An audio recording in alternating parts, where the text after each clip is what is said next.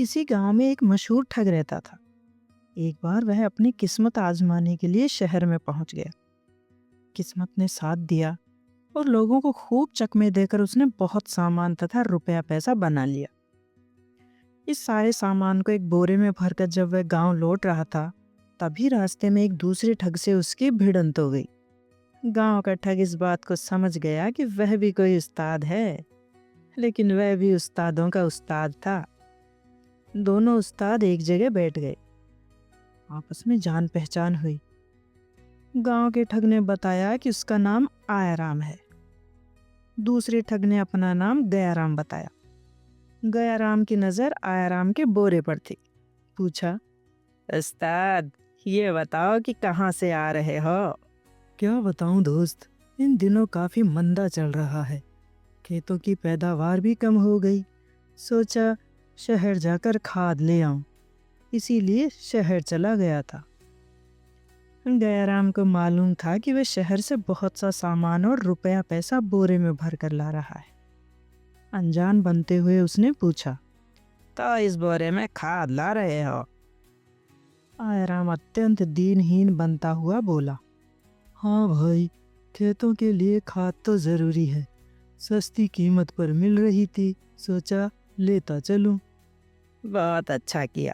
खेत में खाद पड़ जाए तो पैदावार बढ़ जाती है। कहते हुए गयाराम ने बोरे को टटोलना चाहा। असली खाद लाए हो ना, नकली तो नहीं? ना ना, एकदम ताजी और बढ़िया है। बोरे से उसका हाथ छुड़ाते हुए आयाराम ने उत्तर दिया। गयाराम समझ गया कि वह बोरे को हाथ लगाने नहीं देगा। बोला, ठीक है, ले जाओ और खूब पैदावार बढ़ाओ, कहकर चलता बना।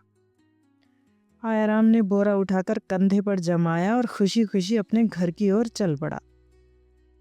उधर गयाराम किसी तरह छिपते छिपाते उसके रास्ते पर कुछ दूर आगे निकला और चांदी के तारों से मड़ी हुई एक सुंदर जूती बीच रास्ते में छोड़ दी। आयराम जब उस जगह पहुंचा तो उसने सुंदर जूती को रास्ते में पड़ी पाया। उसके मन में आया कि जूती को उठा ले, किंतु अकेली एक जूती किस काम की है। सोचकर वह जूती को वहीं छोड़कर आगे बढ़ गया। कुछ दूर चलने पर उसे दूसरी जूती दिखाई दी। वो बहुत खुश हुआ। अब उसका जोड़ा बना है। सोचा उसे उठा लेता तो अच्छा होता, लेकिन अभी क्या बिगड़ा है। उसने बोरे को उतार कर नीचे रख दिया। आसपास देखा कोई नहीं है। वह जूती लेने के लिए पीछे लौट गया। वापस लौटने पर आयाराम ने देखा कि उसका बोरा गायब है। समझते देर न लगी कि बरखुरदार ने उस्तादी दिखाने में कसर नहीं छोड़ी। आखिर वह बोरे को उड़ाकर ले ही गया है। कोई बात नहीं, जाएगा कहाँ। अगले दिन गयाराम का पता पूछते हुए उसके घर पहुंचा। मालूम हुआ कि वह घर पर नहीं है, जबकि गयाराम कहीं गया ही नहीं था। उसने बोरे को ले जाकर घर के पीछे मिट्टी के अंदर गाड़ दिया और स्वयं घर के पास एक सूखे कुएं में जा छिपा।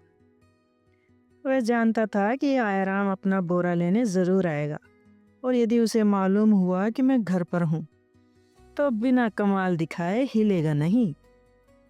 गयाराम को घर में न पाकर वह मकान के आसपास छिपकर बैठ गया। उसने देखा कि सुबह शाम गयाराम की घरवाली कुएं के पास जाकर उसे खाना खिलाती है और कुएं पर देर तक बैठकर बातें भी कर लेती है। एक शाम को आयराम उसकी घरवाली से पहले कुएं पर जा पहुंचा और रस्सी में सूखी रोटियां बांधकर कुएं में लटका दी। खाना आया देख गयाराम ने रोटियां ले ली।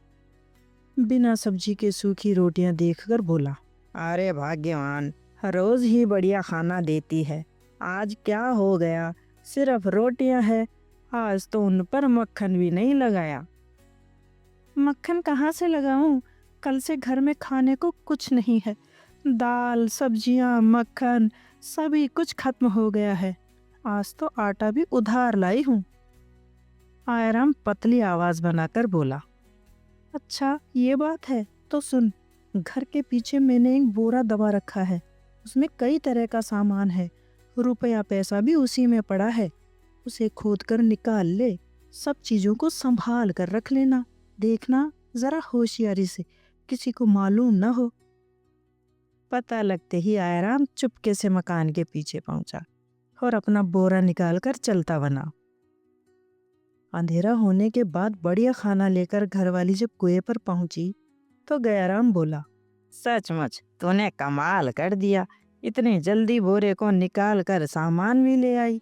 लेकिन ऐसी भी क्या बात थी, एक दिन आदमी रूखा सूखा भी खा लेता है। क्या कहते हो? ठीक तो कह रहा हूँ, गयाराम बोला। अभी कुछ देर पहले ही तो तू सूखी रोटियां देकर गई है, अब बढ़िया खाने की क्या जरूरत थी? घरवाली बोली, मैंने तुम्हें रोटियां नहीं दी, खाना तो अब बना है, वही लेकर आई हूँ। सुनकर गयाराम चौंक उठा। सोचा कहीं उस्ताद नेले पर दैला तो नहीं लगा गया। वह फौरन कुएं से बाहर निकल आया। घर के पीछे जाकर देखा, मैदान साफ था। आयराम बोरा लेकर गयाराम बन चुका था।